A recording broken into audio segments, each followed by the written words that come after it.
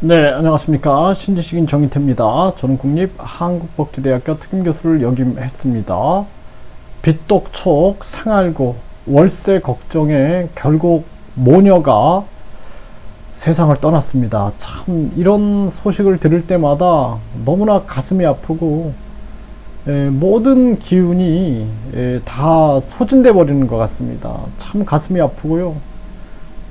정말 이 정치꾼들이 자기들 배만 불리고 정당 보조금 매년 500억, 선거 보조금 선거 때마다 500억씩, 그리고 선거 보전금이라 그래가지고 선거 끝나면 15% 받았다고 또 1000억, 3000억, 또 1조 원대 특활비, 업무 추진비, 각종 비리, 이런 거 보면은 정말 너무나 가슴이 아픕니다. 돈 없고 힘없는 서민들이 어떻게 살아가는지를 전혀 못 느끼고 있는 거예요. 그리고 일본은 마이너스 금리를 유지했어요. 왜냐하면은 자국민 사정을 고려한 거거든요. 중국도 금리를 내리면서 동결을 했습니다. 근데 한국은행 이창용이가 미국 연준 흉내를 계속 냈어요. 그 급격한 금리 인상을 전개해서 나라 경제를, 가계와 기업이 다 지금 무너지고 있는 겁니다. 이창용이를 빨리 해임해야 합니다. 그렇지 않으면은 이 나라가 아주 어려움 속으로 빠지게 됩니다. 심각한 문제가 아닐 수가 없다. 저는 그렇게 생각을 하고요. 정말 이거는 안타까운 일이 아닐 수가 없습니다. JTBC가 전하고 있는데요. 빚이 많아졌습니다. 패 끼쳐서 미안합니다. 성남서 모녀 숨진 채 발견됐다라는 것입니다. 정말 가슴이 아픕니다. 네. 장사하면서 빚이 많아졌다. 패를 끼쳐서 미안하고 또 미안하다. 이렇게 유서를 남겼다라는 것입니다. 딸이 의류 장사를 했는데 벌이는 적을 때는 50만 원, 많으면 200만 원을 오갔다라는 것입니다. 네, 그리고 삶을 스스로 거두기 며칠 전에 쓰던 물건을 정리했다라는 것입니다. 네, 그래서 살림살이를 나는 왜 저렇게 버리냐 했더니 아, 할머니가 빚이 있었구나. 네, 이 생각이 나서 네, 결국에는 이 70대 어머니와 40대 딸이 이렇게 세상을 떠나게 된 것입니다. 그래서 월세 50만원, 각종 공과금을 밀리지 않기 위해 40대 딸은 새벽부터 일을 했고요. 네, 그렇게 해서 유서에는 보증금 500만원으로 월세를 처리해달라. 네, 이렇게 남겼다라는 것입니다. 네, 빚과 이자는 점차 늘었지만 월세와 공과금은 밀린 적이 없었다라는 것입니다. 참 가슴 아픈 일이 아닐 수가 없습니다. 네. 정말 사는 게 너무 힘들어 가지고 빚이 많아졌다라는 거예요. 빚이. 네. 이렇게 돼 가지고 정말 이렇게 많은 사람들이 죽어갈 거다. 제가 계속 얘기를 했습니다. 네, 그래서 우리나라가 심각해질 거다라고 계속 얘기해서 급격한 금리 인상 안 된다. 제발 정신 차려라. 가계기업 다 무너진 다음에 그까지 무슨 연준 쫓아하는 게 그게 뭐가 대수라고. 그래서 처음에는 뭐라 그랬습니까? 전문가란 작자들이 나와가지고 우리나라 돈이 외국으로 빠져나간다. 예, 그렇기 때문에 금리를 계속 올려야 된다. 지금 미국하고 우리나라 금리 차가 1.25 일어났는데 원달러 환율이 어때요? 1200원대로 내려갔습니다. 그게 거짓말이 들통이 나니까 이제는 또 물가를 잡는다는 거예요. 물가를. 네. 아니 물가는 공급의 문제면 공급으로 풀어야지. 이 스태그플레이션, 이 경기 침체 속에서 물가가 올라가는 이러한 상황에서는 공급의 문제로 풀어야지. 이걸 계속 금리를 올려버리면은 경기 침체가 가속화돼서 다 죽어가 버리는 겁니다. 이거 알잖아.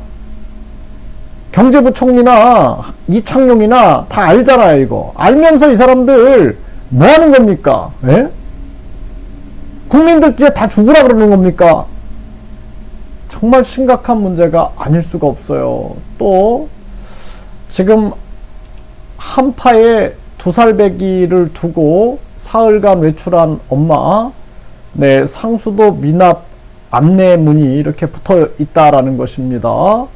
네, 그래서 이 도시가스 요금 납부 독촉 우편물이 꼽혀 있었고요. 또 밀린 요금, 도시가스 공급이 아예 끊기지는 않았는데 냉기가 감돌았다라는 거예요. 네, 이러면서 참 이게 상수도도 미납하고, 그래서 두 살배기 아이를 혼자 키운 거예요. 혼자 엄마가, 20대 엄마가 혼자 키우는데 사흘간 외출을 했는데, 네, 이렇게 아기는 죽어 있는 거죠. 네, 그런데 이렇게 뭐 미납한 거, 이러한 부분들이 막 붙어 있고, 그래서 어디 갔냐 그랬더니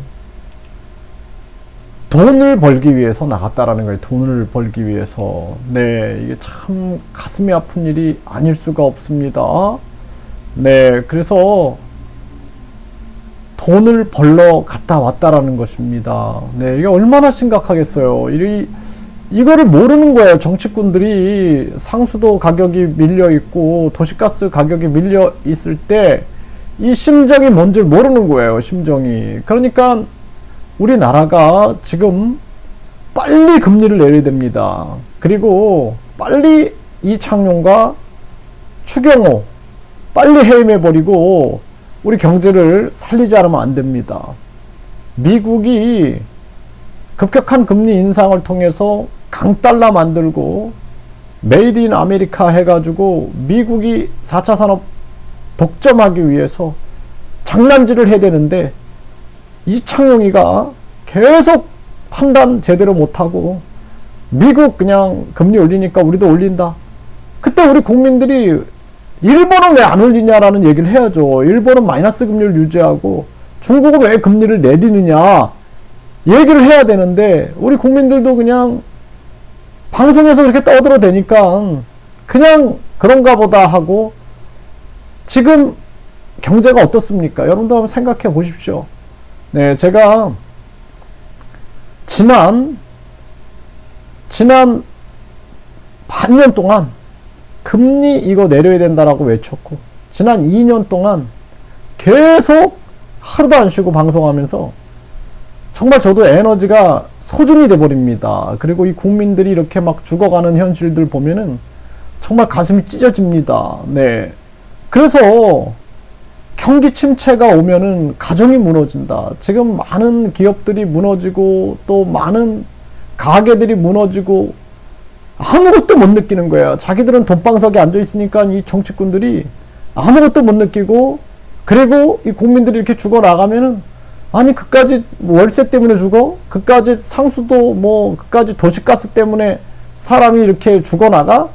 이거 이해 못하는 겁니다. 네, 이게 심각한 문제입니다. 그래서 우리 국민들이 빨리 국민투표 시민 발안제, 국회 예산 국민투표제, 그리고 국민투표, 국회의원 국민 소환제, 이거 정개해야 됩니다. 우리 국민들이 인터넷으로 뭉치지 못하면 하늘이 인터넷을 통해서 서민들한테 기회를 줬는데 국민들이 깨닫지 못하면은 이거는 어쩔 수 없는 겁니다. 네, 어쩔 수 없는 거예요. 과거에는 뭐 진짜 이런 얘기도 못 했잖아요. 이렇게 자유롭게 얘기할 수 있는 이런 상황에서 국민들이 빨리 깨어나가지고 이 나라를 국민 주권 국가로 만들지 못하면 이게 앞으로 계속 이런 일이 터질 겁니다. 이게 저는 겁이 납니다. 하루하루가 얼마나 많은 사람들이 이렇게 쓰러져 나갈까 아주 걱정이 됩니다. 가슴이 아픕니다.